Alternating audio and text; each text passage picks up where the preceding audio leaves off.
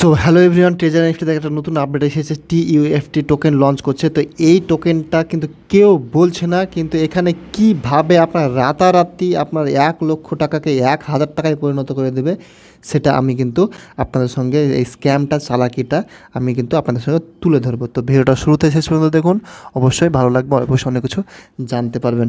তো চলুন ভিডিওটি শুরু করা যাক। তো দেখুন, প্রথমে হয়েছিল কি, এই যে ট্রেজার এনএফটি, তার আগে একটা কথা বলে দিই। অনেকে বলছে দাদা আমি ভিডিও বানাচ্ছি যে কাটা ঘায়ে লবণে ছেটা দিচ্ছি, এরকম কোনো ব্যাপার নেই। আমি অনেক আগেই বলেছিলাম যে এই কোম্পানি থাকবে না। আমি বারবার শুরু থেকে একই কথা বলেছি, এই কোম্পানি পালাবে পালাবে পালাবে। তখন আমাকে অনেকজন অনেক রকম কথা বলেছিল। আমি ওয়েব চেন বুঝি কি না, ব্লক চেন বুঝি কি না, এনএফটি বুঝি কি না, কিছুই নাকি বুঝি না। এদের নাকি সব কিছু এআই এর মাধ্যমে কাজ হয়, তাই কোম্পানি টাকা দিতে পারছে এসব। তো এখন যখন চলে গেছে, আমি অনেক কিছু বলেছিলাম যে এর আগে 5 বছর আগে জিনেট নামে একটা কোম্পানি এসেছিল, সেই কোম্পানিটা এভাবে বলার পর চলে গেছে, আমাদের ইতিহাস থেকে শিখতে হবে, কিন্তু আমরা শিখিনি। এখানে অনেকে কিন্তু যারা লাভবান হয়েছে তারা কিন্তু মোটা মোটা কথা বলছে। তো তাদের কথা বলবো, দাদা আপনি যদি লাভবান হন, আপনার আন্ডারে যারা কিন্তু নেমেছিল তারা কিন্তু লাভবান হয়নি। তা আপনি এখন আজকে হাসছেন যে পালালো তো কী হলো, আমি তো 1 লক্ষ 2 লক্ষ লাভ করে নিয়েছি। আপনার আন্ডারে যারা আছে তাদের ক্ষেত্রে টাকা ফেরত দিন, সেদিকটা একবার ভাবুন। তো আমি সেদিনই, তারপর আমি ফাইনাল বলে দিয়েছিলাম যেদিন টাকা ডবল দেওয়ার কথা বলে, যে 2x টাকা দেবে, সেদিন বলে দিলাম এটার একটাই কারণ এই টাকাটা লুটে পুটে নিয়ে পালাবে। যে ঈদ অফারটা দিয়েছিল, তারপর হলো কি, তারপর বললো যে 5 দিন পর পেমেন্ট দিবে, তারপর বললো না 5 দিন না 15 দিন পর পেমেন্ট দিবে। তা এখন 15 দিন হয়ে গেল, আজকে 18, 19, আজকে 20 তারিখ হয়ে গেল, এখন পর্যন্ত 20 দিন হয়ে গেলো, কারো কোনো পেমেন্টের কোনো নেই। ইউটিউব চ্যানেলে কোনো যারা সমস্ত খুব পজিটিভ ভিডিও আপলোড করছে তাদের চ্যানেলে দেখছি লাস্ট হয়তো 15 দিন আগে ভিডিও আপলোড করেছে, কোনো ভিডিওই আপলোড করেনি, তারাও এখন চুপচাপ হয়ে গেছে।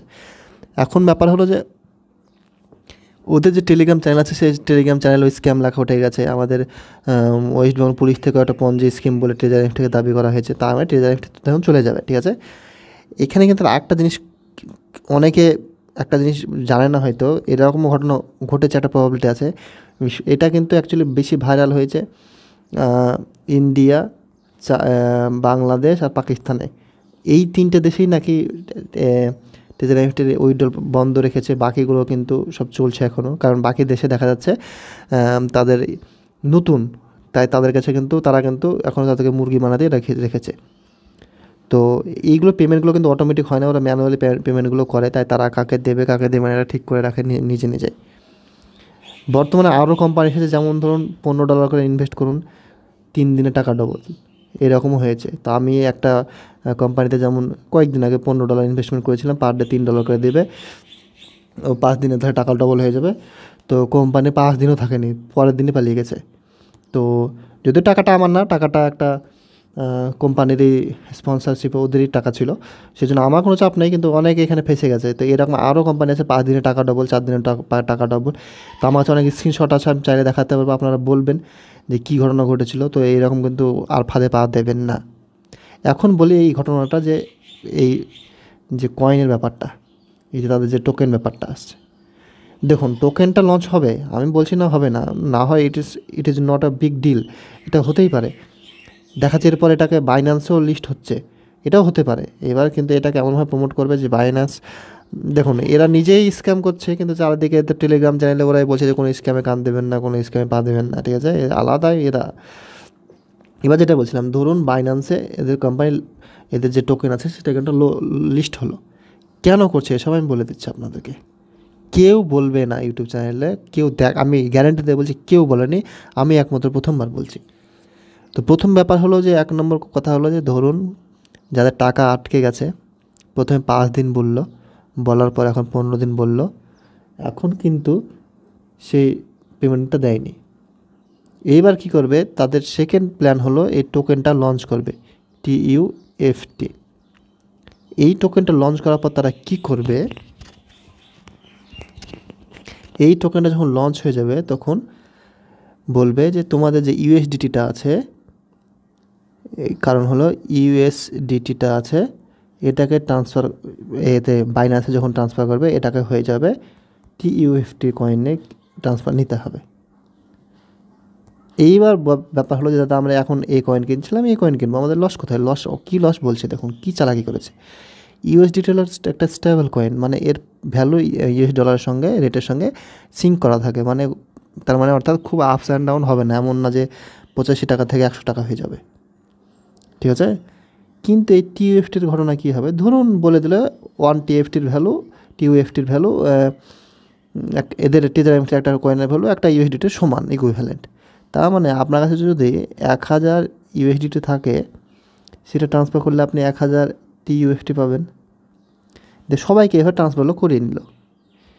পরের দিন সকালবেলা দেখছেন আপনার এর ভ্যালু 1000 থেকে ভ্যালু কমে হয়ে গেছে 100। আপনি কি করবেন? আপনার কিছু করার আছে কি? কারণ তখন ওরা লজিক দেখাবে যে ট্রেডিং তো এটাকে ট্রেডিং বলে, ক্রিপ্টোকারেন্সি তো এটাই কি বলে, কারো ভ্যালু বাড়বে কারো ভ্যালু কমবে। তখন তারা লজিক দেখাবে যে ভাবুন বিটকয়েনের কত কত কম দাম ছিল, তারপর বেড়ে কত টাকা হয়েছিল, আবার তো কমে গেছে, এরকম লজিক দেখাবে। তার মানে এখানে কী হবে, যে ধরুন আপনার 1000 যেখানে ডলার ছিল, মানে আপনার 90,000 টাকা যদি ধরি আমি আনুমানিক, সেই 90,000 টাকাটা কী হবে আপনার ডাইরেক্ট হয়ে যাবে 9,000 টাকা। তার মানে এখানে কিন্তু আপনার মনোবল এমনি কমে যাবে। প্রথমত এই টাকাটা সঙ্গে সঙ্গে দেবেন না, এই টাকাটা হয়তো টিইউএফটিকে আবার হোল্ড করে রেখে দেবে 2 মাস। তাহলে এখানে যেখানে আপনার 90,000 টাকা পেতেন সেখানে আপনার 9,000 টাকা হয়ে যায়, আপনার মনোবল এমনি হয়ে যাবে। এখানে কিন্তু আপনি আর কোনো লজিক খাটাতে পারবেন না, এখানে আপনি নিজে হেরে যাবেন, কারণ আপনি একটা ক্রিপ্টোকারেন্সির টোকেন কিনেছেন, এর ভ্যালু বাড়তে থাকে কমতে থাকে। তখন এরা বলবে যে এটা রেখে দেন খুব শীঘ্রই 90,000 টাকা 9,000 টাকা হয়েছে, এটা আবার 9 লাখ টাকা হয়ে যাবে, আপনি শুধু একটু ধৈর্য ধরুন। এইভাবে বলতে বলতে আপনি আশা ছেড়ে দেবেন, দিয়ে আপনার টাকাটা পুরো মার যাবে। তো বর্তমানে কি করতে হবে, কি করা যাবে, সেটা হলো যে আপনারা আপনাদের লিডারকে ধরুন, কারণ ওরা কিন্তু ভালো হিউজ পরিমাণে টাকা ইনকাম করে নিয়েছে, এটা বাস্তব। কেউ লাখ লাখ টাকা ইনকাম করেছে। তো সেখানে আপনি যদি 50,000 টাকা দেন বা 10,000 টাকা দেন, ওর কাছে চাপ দিয়ে প্রেশারাইজ করে কিন্তু আপনি আপনার টাকাটা নিয়ে নেন।